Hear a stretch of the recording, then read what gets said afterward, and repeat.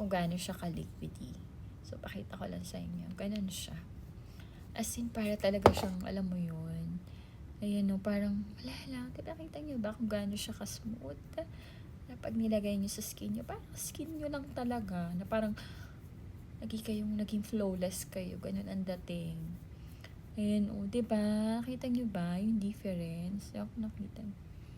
Ayan. Basta, ayan o, nakita nyo yung difference kung maano nyo. Diba parang ano lang siya, skin nyo lang din siya. So, ito naman si Makeup Forever. I-try natin sa kabila. So, maganda dito may pump na din siya. Compare mo dun sa Estee Lauder na ano. Diba? Ayan o.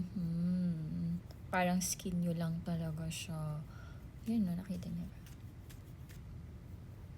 Ayan o.